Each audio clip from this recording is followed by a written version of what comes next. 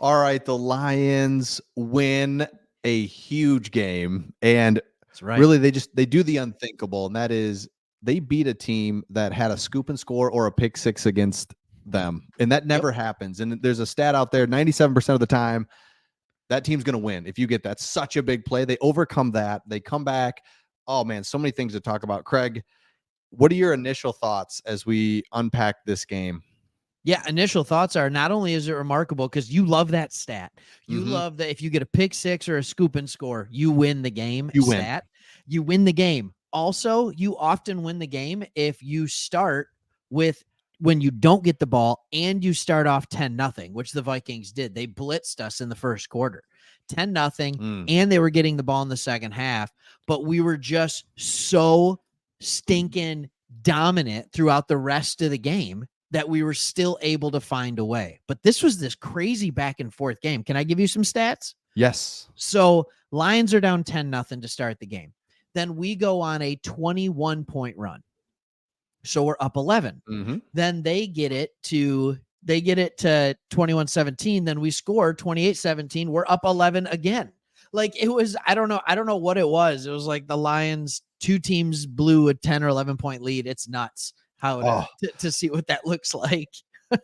This was we got the victory. Epic game. You're right. We look like, oh my gosh. And it just kind of felt like we needed that one play to just push them back, because that's their whole thing. They want to do all that weird stuff. And we finally get it. Gibbs. Yep. And then we just start rolling. And a couple of things I liked in this game was, first of all, I want to go defense first. Great. Brian Branch and Malcolm Rodriguez, I thought, just played their butts off, and Absolutely.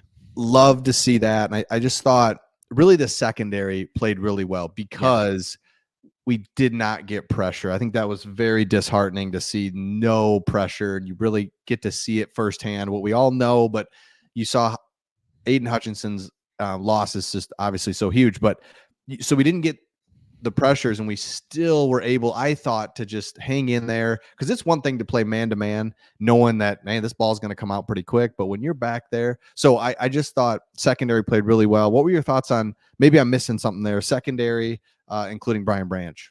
Yeah, I thought the secondary played really, really well, all things considered. I agree with you. I think the average time to throw it didn't feel like we were getting pressure. I think we did end the game with like 3, 4, 5 sacks. Now, one of them was on a great play at the very end when they had the Hail Mary. We sent 2 linebackers, 3 defensive linemen and 2 linebackers, and we put them all on one side of the line. So like we rushed 4 on one side, 1 on the other. Genius. But we had to, I was shocked at how many times we would send a blitzer. It wouldn't get home, and still Darnold couldn't find anybody open. That's how good the defense played. Terrion Arnold, I thought, had his best game. I could be wrong here, but I don't remember him really giving up anything, even to Jefferson. And so I thought he played well. I thought Brian Branch has cemented himself as a top 5 safety in the NFL.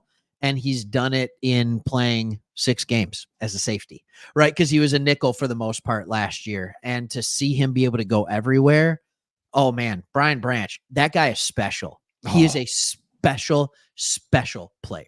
And as I'm watching that, I'm thinking, hey, scheme matters, coaching matters. We all 100% know that. But also, isn't it so nice to have some just ball players? Brian Branch being one of them, Jahmyr Gibbs being one of them.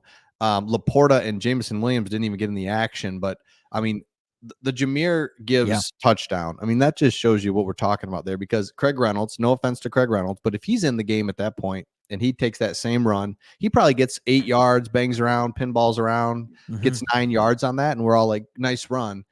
Jahmyr Gibbs bursts through, cut back, makes a guy miss, touchdown. It's so huge. So I'm with you, though. Jahmyr Gibbs, Brian Branch stood out today, and had to have it. And then I'm gonna do another take on this one. So in the first 2 games, is it fair to say that some of the fans were starting to question the contract that we gave Jared Goff? I mean, he came out of the gates kind of slow. Really, the first 2.5 games, I would even say. We're 2-1 to finish those games, but he comes out slow. Real talk. I think you're going to see the national media and they're going to start talking about Jared Goff being the front runner for the MVP right Mm-hmm.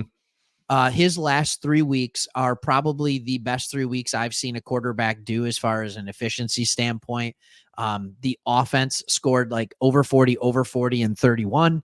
It was just, it's been remarkable. Not only is he a good quarterback, he might be the best quarterback in the NFL right now. Over the last 3 weeks, he has been hands down. I'm so glad you brought that up because we kind of, it's easy to gloss over that. When he plays bad, boy, we can just pile on so easily. We can't move. He's not mobile. In fairness, when he does play bad, it looks extraordinarily bad too, just optically. Fine. Mm-hmm. But the point is that you're making, it's so good, is they flash up his stats here these last 3 weeks, you know, in the middle of the third quarter, whatever. And it's just like 17 for 17, 290, and you know, whatever it is, right? And you're just like, that's his stat line right now. Are we talking about this? And that's been it took him 15 throws to have an incompletion again on a tip. It was just a tip. It was a tip. Yes. Yeah. So he's I think he's like 87% over the last 3 games, or maybe not that well, but it is something like 80, 83, something like that. Yeah. And if you're at 70, you're feeling very good. And he's up in the 80s. So I love that point that we can't forget about him. We have a high level, and because this Vikings defense, and I'm curious why more defenses don't do it. Maybe you have to have the personnel. I don't know, but boy, it does cause problems. And the big problem that it caused us early was the holdings, because you're just like, you're looking at a guy standing up. You got 2 guys on each side. You're like, one guy comes, the other doesn't. You look at a split second too late and hold. So we had to really adjust a lot this game. And I thought Jared Goff orchestrated it all. Yeah. The funny part about this is, hey, who's the best quarterback in the NFL against the blitz? Oh, I mean, it's got to be an improviser. It's got to be Mahomes, right? It's got to be Lamar Jackson. It's got to be Jaden Daniels. It's got to be one of these Jalen Hurts, right? No, it is the least mobile quarterback in the NFL. It's Jared Goff. And and I've said this over and over and over again. It's just like Tom Brady. There's zero mobility, but he's extremely quick in the head, and he knows where to go with the football, and that's what's important. And so he knows exactly where to go. But I think my biggest overarching takeaway here is we're number 1 in the division, and we're number 1 in the best division in football, and we just went into the number 1 team's building and beat them coming off a bye week. Yep. So it's not like, I mean, you saw what we did off a bye week. We just murdered the Cowboys, and then we go in there, and all of a sudden you're like, oh my goodness, this is a really, really good football team, especially offensively. It is pretty remarkable. I love it. Now, what was I going to say? Oh, the thing that you hit was on the road, right? So now you look ahead, and we've got 3 division games. Excuse me. Yeah, 3 more division games at home, and then we've got 2 more on the road. Correct. Am I saying that right? Yeah. So to get a division game on the road, it's hard to do. It's just hard to do. And you saw it right here.